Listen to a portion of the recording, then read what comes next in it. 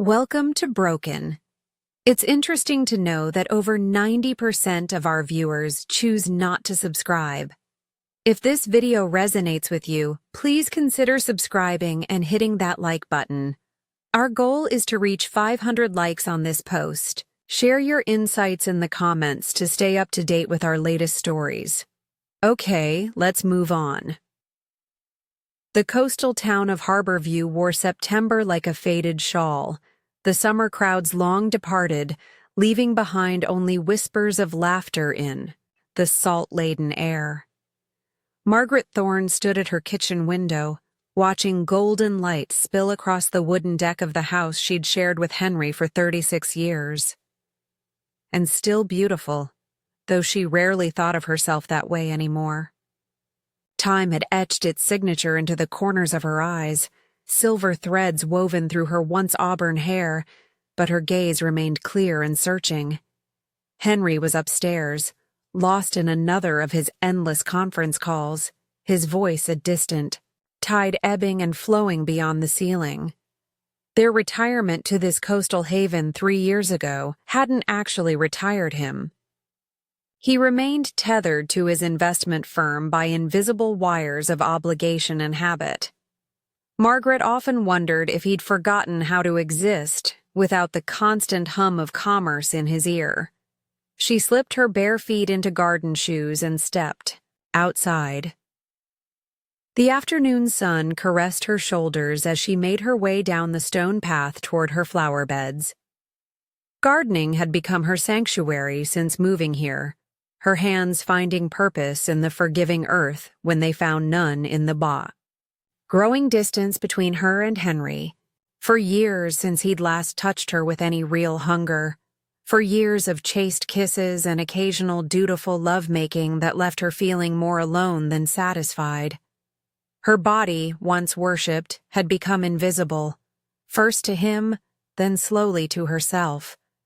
"Those dahlias are putting on quite a show," the voice startled her. She turned to find James Ellis leaning against the low stone wall that separated their properties. Their neighbor was a widower of 5 years, a former literature professor with silver gray hair and eyes the color of sea glass. At 68, he carried himself with the quiet dignity of someone who had survived sorrow without becoming bitter. "They've decided autumn is their season," Margaret replied, offering a smile that felt unusually warm on her lips. "I wasn't expecting such a bloom so late. The most beautiful things often arrive when we've stopped looking for them." His gaze traveled slowly from her eyes to her lips, then lower, lingering on the curve of her breasts beneath her thin gardening shirt. The heat of his appraisal awakened something dormant within her, a fluttering sensation she hadn't felt in years. That evening, preparing dinner alone, Henry had taken his call to the study. Margaret found herself recalling the way James had looked at her, like she was still worth seeing, like her body, with its softened edges and marks of time, still held the power to arouse desire. She caught her reflection in the kitchen window, the curve of her waist, the fullness of her breasts, and for the first time in years, she looked at herself through the eyes of want rather than criticism. The following Thursday, she encountered James at the local bookstore, his arms cradling a stack of poetry collections. "My guilty pleasure," he confessed with a self-deprecating smile. "At my age, I should probably be reading practical things about retirement accounts or managing arthritis, and deprive the world of one more romantic soul." "That would be criminal," she replied, surprised by the flirtation in her voice. They shared coffee at the small cafe tucked into the corner of the bookshop. He recommended Wallace Stevens. She spoke of her love for Mary Oliver. The conversation flowed like water finding its natural path. When his knee pressed against hers, beneath the small table, she didn't pull away. The contact sent electricity through her body, awakening nerve endings she'd forgotten existed. "I find myself thinking about you," James said quietly, his eyes holding hers across the table. More than is probably wise, the honesty in his voice made her breath catch. "I've been thinking about you too."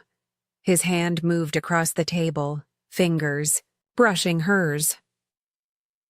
"We're not young people stumbling blindly into passion," he said. "We know exactly where this path could lead." "Yes," she whispered. "We do." The rain continued its percussion against the windows as they sat in silence, fingers intertwined, standing at the edge of something both terrifying and exhilarating. Their meetings continued, Thursdays at the bookstore cafe, occasional accidental on-purpose encounters at the grocery store or post office. Each time, the current between them grew stronger, more insistent. Margaret began dressing with more care, rediscovering silk blouses and scented lotions long forgotten in the back of her drawers. Henry, perpetually distracted by work even in retirement, barely noticed the change. One Thursday in mid-October, rain pounded against the windows of the Idasai cafe with unusual ferocity. "My house is just down the street," James said as they watched the deluge. "We could wait out the storm there. I've just opened a bottle of remarkable Cabernet that deserves appreciation." The invitation hung between them, its true meaning clear in his eyes. Margaret thought of Henry, probably still on his conference call, oblivious to the storm both outside and within her. "I'd like that," she said, her voice steady despite the rapid beating of her heart. James's house was like him, thoughtful, cultured, warm. Books lined every wall, and the furniture invited comfort, rather than formality. He poured wine into crystal glasses, his fingers brushing hers as he handed one to her. To unexpected pleasures he toasted, his eyes never leaving hers. The wine was rich and smooth on her tongue. They sat close on his sofa, discussing poetry and travel and the Leiden province, until words became secondary to the electricity flowing between them. When his hand cupped her cheek, she leaned into his touch like a flower seeking the sun. "I want you, Margaret," he said, his voice low and rough with desire. "I've wanted you since the first moment I saw you in your garden. But I need to hear you say it. I want you too," she whispered, the truth of it pulsing through her body. "I want to feel alive again. I want to be touched like I matter." His kiss was gentle at first, then hungry with need. Margaret felt herself respond with an intensity that shocked her. This wasn't the tepid arousal she'd grown accustomed to in recent years, but something molten and demanding. When his hands moved beneath her blouse, caressing the sensitive skin of her waist, she gasped with pleasure. "We can stop," he murmured against her neck. "We don't have to. Don't stop," she interrupted, pulling him closer. "Please, don't stop." They made love on his sofa, too impatient to find the bedroom. He undressed her slowly, his eyes darkening with appreciation as each piece of clothing fell away. When she moved to cover the softness of her stomach, the silvery stretch marks from pregnancies, decades past, he gently pulled her hands away. "Let me see you," he said. "All of you. You're magnificent." He worshipped her body with his hands and mouth, finding places of pleasure she'd forgotten existed. Margaret surrendered to sensation, her back arching as his tongue traced patterns across her breasts, her stomach, between her thighs. When he finally entered her, she cried out in raw pleasure, her nails digging into his shoulders. "Beautiful," he whispered against her ear, his movements slow and deliberate. So beautiful. Afterward, lying tangled together beneath a throw blanket, the rain still drumming against the windows, Margaret felt simultaneously ancient and newborn. "Never thought I'd feel this way again," she confessed, her head resting on his chest, listening to the steady rhythm of his heart. "I thought this part of me had died with youth." He brushed a strand of hair from her face. "We're taught that passion belongs to the young, as though desire has an expiration date. Another lie society tells us about aging." In the weeks that followed, Margaret lived a double life. Mornings with Henry, sharing breakfast in companionable silence, discussing practical matters of bill payments and home repairs. Afternoons with James, their bodies and minds intertwining with increasing familiarity and deepening need. She discovered a hunger in herself she'd thought long extinguished. Sometimes they barely made it through the door before tearing at each other's clothes, taking each other against walls or on kitchen counters, laughing at their own urgency. Other times, they spent hours in his bed, exploring each other's bodies, with deliberate slowness, finding all the places that made the other moan or gasp or beg. He taught her to ask for what she wanted, to voice desires she'd kept silent for decades. In turn, she learned the geography of his body, the surgical scar on his lower back, the constellation of freckles on his shoulder, the way he groaned when she took him in her mouth, the sensitive spot at the base of his neck that made him shudder when she pressed her lips there. "You've awakened something in me," she told him one afternoon as they lay spent and glistening with sweat in his rumpled bed. "Something I thought was gone forever." "It was never gone," he said, his fingers tracing lazy circles on her hip. "Just dormant, waiting for the right touch." The guilt came later, arriving not during their passionate encounters but in the quiet moments at home.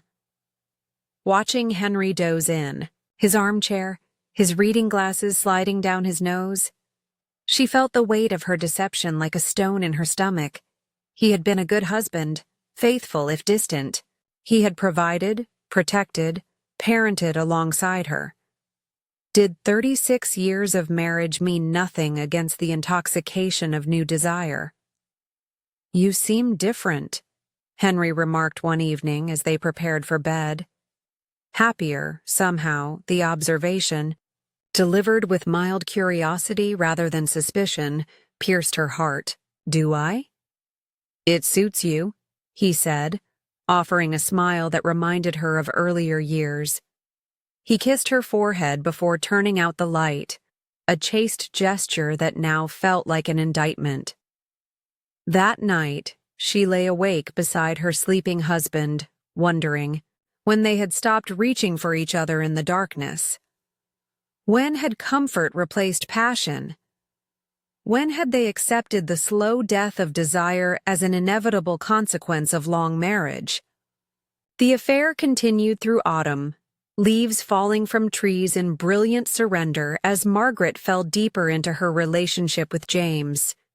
They found secret places to meet: his house when the neighboring cottages were empty, hidden corners of the beach on weekday mornings, once even a hotel 2 towns over, where they spent a glorious afternoon making love and reading poetry a lab between passionate encounters. It was in this hotel, watching sunset paint the walls with amber light, that James first spoke of a future. "We could have more than stolen. Ours," he said, his finger tracing patterns on her bare shoulder. "We could have mornings and evenings, every day." The implication hung in the air between them. "You're asking me to leave, Henry," she said, her voice steady despite the earthquake happening in her chest. "I'm asking you to choose happiness, your happiness, at the cost of destroying someone who has given me a lifetime." James didn't argue. He understood the complexity, the history that bound her to a marriage that had lost its fire, but not its foundation. "I would never pressure you," he said finally. "I just want you to know that my door is open. If you ever walk through it, I'll be waiting." The following week brought the first real crisis. Margaret returned home from meeting James to find Henry sitting at the kitchen table, his face ashen. "Caroline called," he said, referring to their neighbor. "She thought I should know she saw you entering James Ellis's house last Tuesday and leaving several hours later." The floor seemed to shift beneath Margaret's feet. "Henry," she mentioned, "it's..." Not the first time his voice remained steady, but his hands trembled as they rested on the table. "Is there something I should know?" The question hung in the air, offering her a choice: lie, or shatter the life they'd built together. Margaret sank into the chair opposite him, her legs suddenly unable to support her weight. "Yes," she said simply, "there is." What followed was the most honest conversation they'd had in decades. Margaret spoke of loneliness within their marriage, of feeling invisible as she aged, of the joy she'd found in being desired again, of the physical hunger that had reawakened in her after years of dormancy.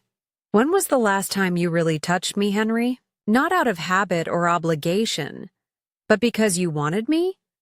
When was the last time you looked at my body with desire instead of familiarity?" Her questions hung in the air between them, painful in their accuracy. Henry listened, his face a mask of pain and bewilderment. "I never stopped loving you," he said when she finished. "I just forgot how to show it." "When did we stop seeing each other, Margaret? When did we become strangers sharing a house?" "I don't know," she whispered, tears streaming down her face. "It happened so gradually I barely noticed until the distance became an ocean." That night, Henry slept in the guest room.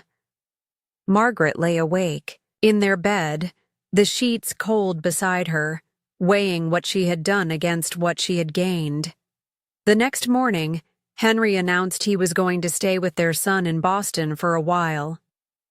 "I need time to think," he said, his suitcase already packed by the door. "And so do you." After he left, the house echoed with his absence. Margaret moved through rooms that suddenly seemed too large, too empty.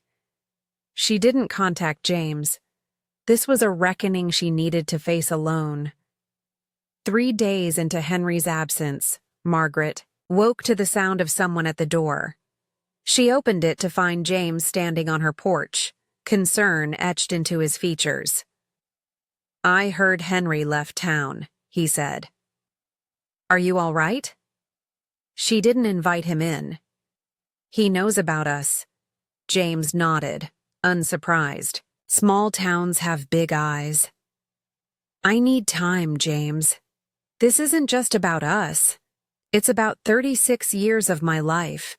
It's about vows I made."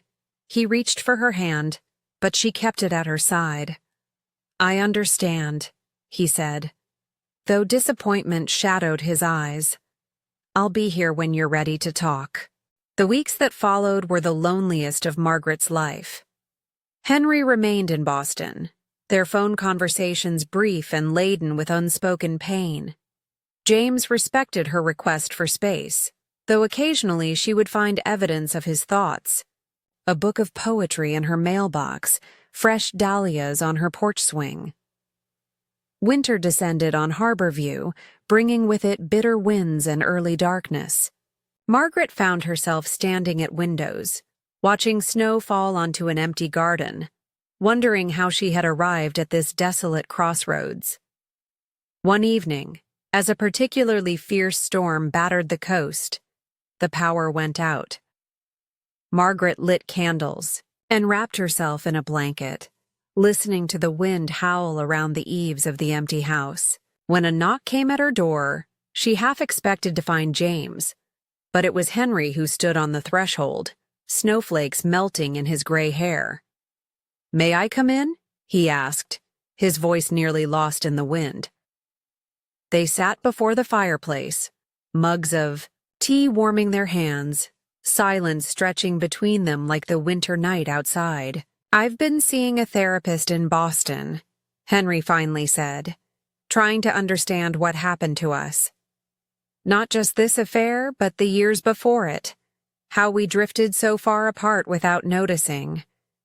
Margaret nodded, tears threatening. "I've been asking myself the same questions. Do you love him?" Henry asked, the question direct but not accusatory. She considered lying, then discarded the thought. They had had enough dishonesty. "Yes, but differently than I've loved you. It's new and exciting, but it doesn't have the roots our love has. It doesn't have history. Do you want to be with him?" "I don't know," she admitted. "Some days I think I do. Other days, I miss what we had, or what we could have again, if we tried." Henry set down his mug and reached for her hand. "I don't want to lose you, Margaret, but I don't want to keep you if staying makes you unhappy." He took a deep breath. "I want to touch you again. Really touch you. I want to learn your body again if you'll let me." The fire crackled in the grate, shadows dancing across their joined hands. "I'd like to try again," Henry said. "Not to continue as we were, but to rediscover each other. To find out if there's still something worth fighting for." Margaret felt tears spill down her cheeks. "What if we try and fail? What if we can't find our way back? Then at least we'll know we tried." He squeezed her hand. "I'm not asking for promises. Just time. Time to see if we can build something new from the ashes of what burned out." That night, for the first time in years, Henry looked at her naked body with real hunger in his eyes. His hands, tentative at first, then more confident, relearned the curves and hollows of her form. Margaret closed her eyes and surrendered to his touch, surprised to find desire rising within her, different from what she felt with James, but no, less real. "Show me," Henry whispered against her skin. "Show me what you like, what you need."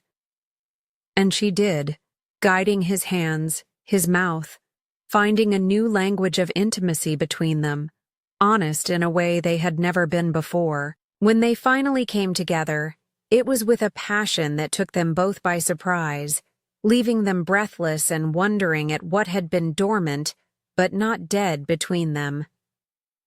The next morning, Margaret walked to James's house, her footprints leaving a solitary trail in the fresh snow. He opened the door before she could knock, as though he'd been waiting. "Henry came home last night," she said. Pain flashed across James's face, quickly masked. "I see. We've decided to try again. To see if we can rebuild what we've lost." He nodded, his eyes never leaving hers. "I always knew this was a possibility." "You gave me something precious, James. You helped me remember I'm still alive, still a woman with desires and needs, still capable of passion and joy. I'll never forget that gift. But you're choosing him," he said, his voice gentle despite the hurt evident in his eyes. "I'm choosing to honor 40 years before I walk away from them. I need to know if there's anything left to save." James stepped forward, gathering her into his arms one last time. She breathed in his familiar scent, books and cedar and coffee, memorizing it. "If it doesn't work," he whispered against her hair, "if you find you can't rebuild what's broken, my door will still be open." She stepped back, her hands lingering on his chest before falling away. "Goodbye, James." Spring came to Harborview with its promise of renewal. Margaret planted her garden with Henry working beside her, their hands occasionally brushing in the dark soil. They attended marriage counseling in the neighboring town, learning to speak truths long buried, to listen with new ears. Some days were harder than others. There were arguments that opened old wounds, silences that threatened to become permanent. But there were also discoveries. Henry's unexpected talent for baking bread, Margaret's rediscovered love of painting. They touched each other with growing confidence, relearning the language of desire that had been forgotten but not lost. One evening in late April, as they walked along the beach at sunset, Henry took her hand. "I saw James at the market yesterday." Margaret tensed. "Oh, we talked for a while. He seems like a good man." "He is," she said carefully. Henry stopped walking, turning to face her. "I'm not blind, Margaret. I see how sometimes your eyes look for him when we're in town. I know there will always be a part of you that wonders what if." She started to protest, but he gently placed a finger on her lips. "It's all right. We all carry might-have-beens." He cupped her face in his hands. "But I want you to know that I see you now. All of you. And I choose you. Every day. Not out of habit or history, but because the woman you are today still takes my breath away." That night, as Henry slept beside her, Margaret gazed out at the star-filled sky visible through their bedroom window. She thought of James, hoping he would find someone to share his poetry and passion. She thought of the woman she had been before, invisible, fading, resigned to emotional hibernation. And she thought of the woman she was becoming, awake, seen, choosing her life rather than simply living it. Outside, the tide pulled at the shore, in its ancient rhythm of departure and return. Margaret closed her eyes and listened to Henry's breathing beside her, understanding at last that love wasn't just passion or comfort, but the daily choice to see and be seen, to leave and return, to forgive and begin again. In the darkness, she reached for her husband's hand and found it already reaching for hers. The end.